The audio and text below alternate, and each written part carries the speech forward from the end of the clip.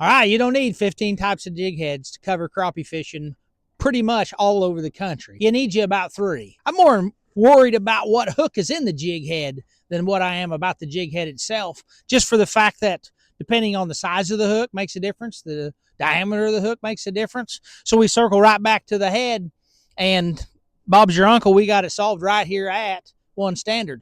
We've got 3 heads. We've got a dock shooter head, we've got a bait head, and we've got a stacker head. With those 3 heads right there, you can cover all 3 water columns, and you can fish about anywhere in the country. You know, the dock shooter is going to be one that you can wind. And the reason you can wind it so easily is because we put the line tie up there towards the front of the bait in order to have more of a vertical precedent.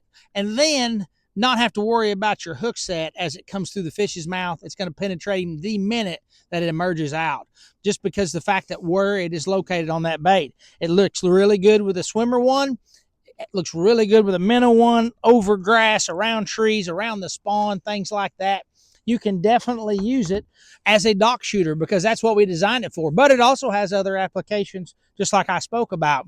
Now, getting into some of the fancy ones and the fun ones, you know, this is a stacker head. It's going to have 2 line ties on it, hence the name stacker, where you're going to be able to tie on your main line going from the eye like we always have on a traditional head.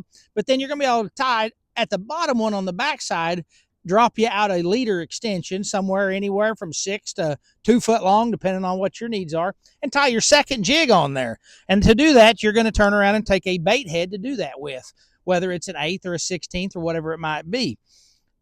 That's going to give you options as far as being able to run 2 different color jigs, 2 different sizes of baits, get down faster, have a heavier presentation.